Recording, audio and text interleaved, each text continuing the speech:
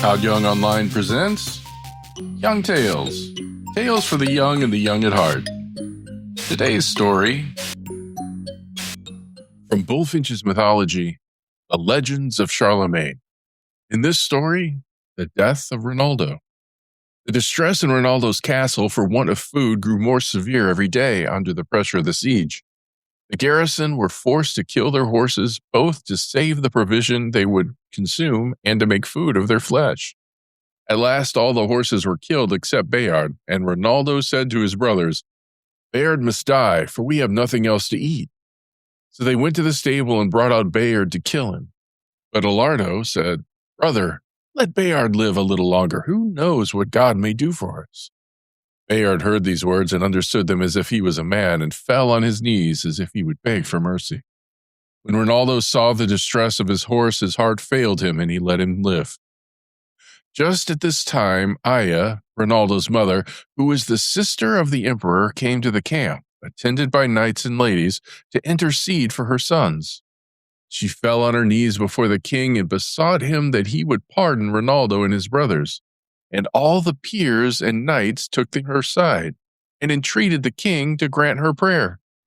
Then said the king, "Dear sister, you act the part of a good mother, and I respect your tender heart, and yield to your entreaties.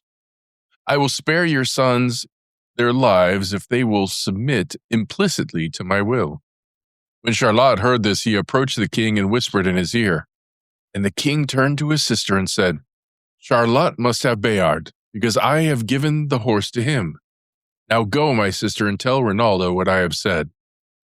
When the Lady Aya heard these words, she was delighted, thanked God in her heart, and said, "Worthy king and brother, I will do as you bid me." So she went into the castle, where her sons received her most joyfully and affectionately, and she told them the king's offer. Then Rinaldo said, "Brother, I would rather have the king's enmity than give Bayard to Charlotte, for I believe he will kill him." Likewise said all the brothers. When Rinaldo heard them, he said, "Dear brothers, if we may win our forgiveness by giving up the horse, so be it. Let us make our peace, for we cannot stand against the king's power." Then he went to his mother and told her that he would give the horse to Charlotte, and more, too, if the king would pardon them and forgive all that they had done against his crown and dignity. The lady returned to Charles and told him the answer of her sons. When the peace was thus made between the king and the sons of Aemon, the brothers came forth from the castle, bringing Bayard with them, and, falling at the king's feet, begged his forgiveness. The king bade them rise and receive them into favor in the sight of all his noble knights and counselors, to the great joy of all, especially of the Lady Aya, their mother. Then Rinaldo took the horse Bayard, gave him to Charlotte, and said, "My lord and prince, this horse I give to you. Do with him as to you seems good." Charlotte took him, and as had been agreed on. Then he made the servants take him to the bridge and throw him into the water. Bayard sank to the bottom, but soon came to the surface again and swam. Saw Rinaldo looking at him, came to land, ran to his old master, and stood by him as proudly as if he had understanding and would say, "Why do you treat me so?" When the prince saw that, he said, "Rinaldo, give me the horse again, for he must die." Rinaldo replied, "My lord and prince, he is yours without dispute," and gave him to him. The prince then had a millstone tied to each foot, and 2 to his neck, and made them throw him again into the water. Bayard struggled in the water, looked up to his master, threw off the stones, and came back to Rinaldo. When Rinaldo saw that, he said, "Now must thou be disgraced forever, brother, if thou give up the horse again." But Rinaldo answered, "Brother, be still. Shall I, for the horse's life, provoke the anger of the king again?" Then Rinaldo said, "Ah, Bayard, what a return do we make for all thy true love and service." Rinaldo gave the horse to the prince again and said, "My lord, if the horse comes out again, I cannot return him to you any more, for it wrings my heart too much." Then Charlotte had Bayard loaded with the stones as before and thrown into the water, and commanded Rinaldo that he should not stand where the horse should see him. When Bayard rose to the surface, he stretched his neck out of the water and looked round for his master, but saw him not. Then he sunk to the bottom. Rinaldo was so distressed for the loss of Bayard that he made a vow to ride no horse again all his life long, nor to bind a sword to his side, but to become a hermit. He resolved to betake himself to some wild wood, but first to return to his castle to see his children and to appoint to each his share of his estate. So he took leave of the king and of his brothers and returned to Montalban, and his brothers remained with the king. Rinaldo called his children to him, and he made his eldest born, Aymeric, a knight, and made him lord of his castle and of his land. He gave to the rest what other goods he had, and kissed and embraced them all, commended them to God, and then departed from them with a heavy heart. He had not traveled far when he entered the wood, and there met with a hermit who had long been retired from the world. Rinaldo greeted him, and the hermit replied courteously, and asked him who he was and what was his purpose. Rinaldo replied, "Sir, I have led a sinful life. Many deeds of violence have I done, and many men have I slain, not always in a good cause, but often under the impulse of my own headstrong passions. I have also been the cause of the death of many of my friends who took my part, not because they thought me in the right, but only for love of me. And now I come to make confession of all my sins and to do penance for the rest of my life, if perhaps the mercy of God will forgive me."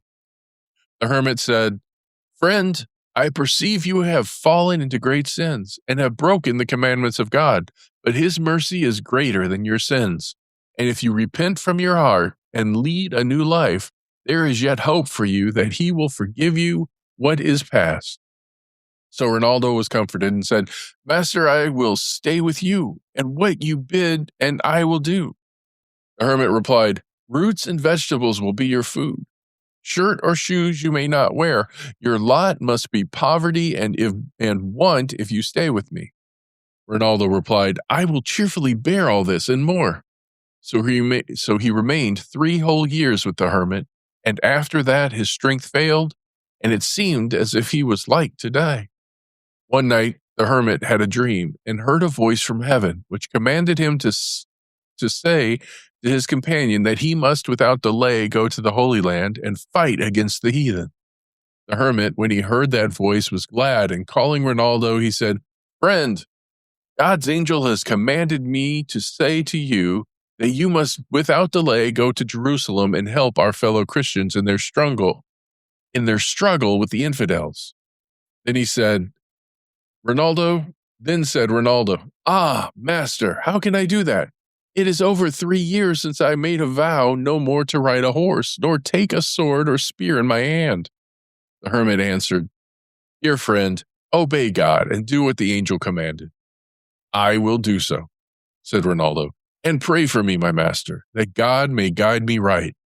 Then he departed and went to the seaside and took ship and came to Tripoli in Syria. And as he went on his way, his strength returned to him, till it was equal to what it was in his best days. And though he never mounted a horse nor took a sword in hand, yet with his pilgrim's staff he did good service in the armies of the Christians. And it pleased God that he escaped unhurt, though he was present in many battles, and his courage inspired the men with the same. At last a truce was made with the Saracens, and Rinaldo, now old and infirm, wishing to see his native land again before he died, took ship and sailed for France. When he arrived, he shunned to go to the resorts of the great, and preferred to live among the humble folk where he was unknown. He did country work and lived on milk and bread, drank water, and was therewith content. While he so lived, he heard that the city of Cologne was the holiest and best of cities, on account of the relics and bodies of saints who had been poured out of their blood for their faith. This induced him to betake himself thither. Thither? When the pious hero arrived at Cologne, he went to the monastery of St. Peter and lived a holy life, occupied night and day in devotion. It so happened that at that time in the next town to Cologne there raged a dreadful pestilence. Many people came to Rinaldo to beg him to pray for them, that the plague might be stayed. The holy man prayed fervently and besought the Lord to take away the plague from the people, and his prayer was heard. The stroke of the pestilence was arrested, and all the people thanked the holy man and praised God. Now, there was at this time at Cologne a bishop called Aglioliphus, okay, who was a wise and understanding man, who led a pure and secluded life and set a good example to others. This bishop undertook to build the church of St. Peter and gave notice to all stonemasons and other workmen round about to come to Cologne, where they should find work and wages. Among others came Rinaldo, and he worked among the laborers and did more than 4 or 5 common workmen. When they went to dinner, he brought stone and mortar so that they each had enough for the whole day. When the others went to bed, he stretched himself out on stones. He ate bread only and drank nothing but water, and had for his wages but a penny a day. The head workman asked him his name and where he belonged. He would not tell, but he said nothing and pursued his work. They called him St. Peter's workman because he was so devoted to his work. When the overseer saw the diligence of this holy man, he chided the laziness of the other workmen and said, "You receive more pay than this good man, but do not do half as much work." For this reason, the other workmen hated Rinaldo and made a secret agreement to kill him. Damn. They knew that he made it a practice to go every night to a certain church to pray and give alms. So they agreed to lay wait for him with the purpose to kill him. When he came to the spot, they seized him and beat him over the head till he was dead. Then they put his body into a sack and stones with it and cast it into the Rhine, in the hope the sack would sink to the bottom and be there concealed. But God willed not that it be so, but caused the sack to float on the surface and be thrown upon the bank. And the soul of the holy martyr was carried by angels with songs of praise up to the heavens. Now, at the time the people of Dortmund had become converted to the Christian faith, they sent to the Bishop of Cologne and desired him to give them some of the holy relics that are in such abundance in that city. So the bishop called together his clergy to deliberate what answer they should give to this request. And it was determined to give to the people of Dortmund the body of the holy man who had just suffered martyrdom. When now the body with the coffin was put on the cart began to move toward Dortmund without horses or help of men, and stopped not till it reached the place of the church of St. Rinaldo. And stopped not till it reached the place where the church of St. Rinaldo now stands. The bishop and his clergy followed the holy man to do him honor with singing of hymns for a space of 3 miles. And St. Rinaldo has ever since been the patron of that place, and many wonderful works has God done through him, as may be seen in the legends. And here's where we end for today.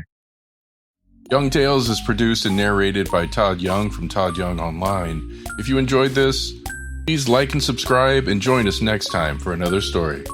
Thank you for your support.